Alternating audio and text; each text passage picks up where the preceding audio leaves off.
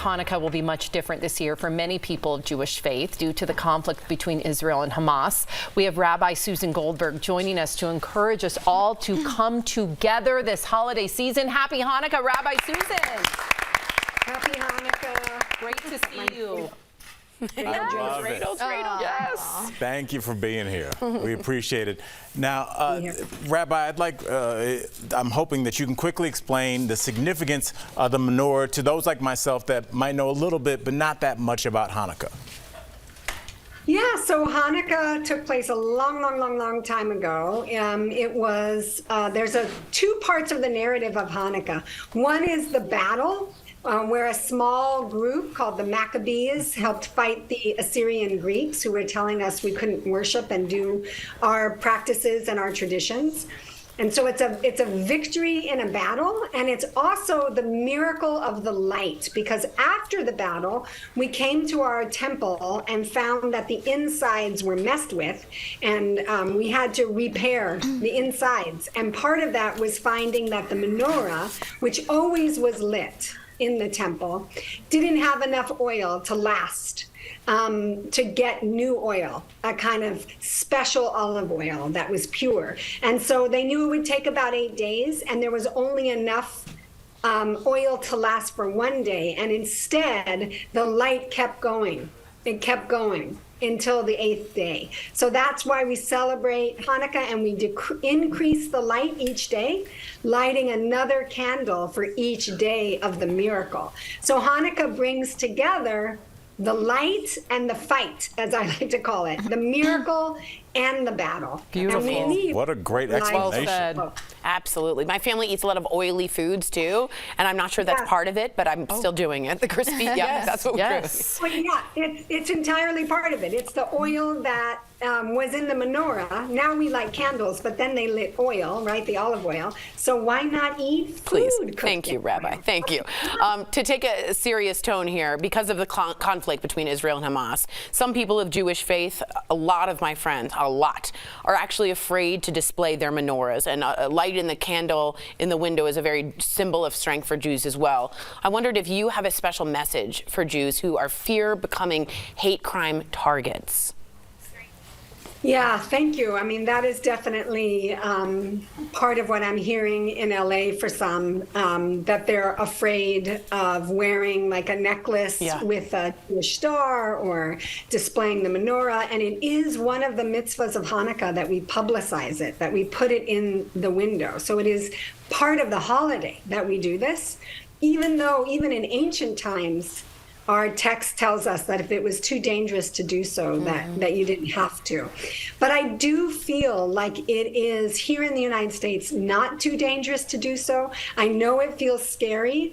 And I just want to say the context of this is that, anti-Semitism in the United States, overt anti-Semitism, has been on the rise since around 2016 in that campaign, as we know. So it's already coming at a time where anti-Semitism was on the rise and people were already feeling this. And with this additional piece, it's really difficult. Yeah. And many people make assumptions about Jewish people, about what we feel and think, and there's such diversity within the Jewish people. And so what I've really been encouraging my community to do is to, if you are feeling afraid, to reach out and get support, to talk to people in your community. If you have a local temple, to reach out to the rabbi, to reach out to other community members. And the other piece of this that feels so important is also to reach out to non-Jews. Yes. There are so many non-Jews who want to be supportive of us right now and just don't know of the level of fear and what it feels like. The Jewish people are a tiny minority. I think people forget that. And I know for myself that if you're not inside of a community, you may not know what's going on. And you might really want to know that your neighbors, your coworkers, your fellow mates at school want and need support. Absolutely. So I think Yeah. I was just going to say, for my non-Jewish friends, projectmenorah.com has instructions to how to print out a menorah and put it in your window to show that support. Started my friend Adam Culber, so I just wanted to give you that support. And it's really gone viral. It's gone viral. I know, so proud. So proud. I've heard of that, and I've seen it, and it's a beautiful idea. And I just want to encourage non-Jewish people, in addition to if you're going to put up the menorah, that's great. I really want to do what our society needs so desperately now, which is that people are talking to each other. Yeah. The social media is not the best place or a good place to have these conversations, but one-on-one or with the family and talking to your neighbors. Hey, I just want you to know that I'm here for you. I know that it's been a scary time and I'm here for you. You know, our safety is in each other. Yeah. Yes. Yeah. And we are safer together. My safety is your safety. Your safety is my safety. Right? And I think part of what happens, which can tend to be an American thing, is that we go, oh no, let's break into our separate groups. Right. And that's really not what we need right now. We need people coming forward to each other to say, tell me about your experience. What's happening for you right now? What could I do in my workplace to make it more supportive? What could I do in my school to make it more supportive?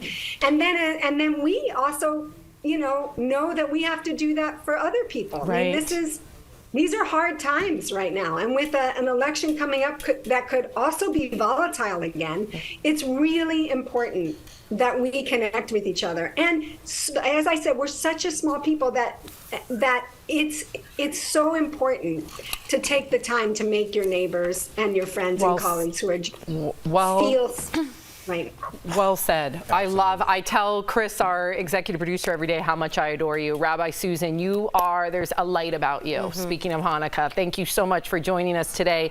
DBL Nation, you can check out more from Rabbi Susan online. Follow at Nefesh LA on Facebook and YouTube. Thank you again, Rabbi Susan. We're all wishing you a safe and happy Hanukkah. We appreciate you.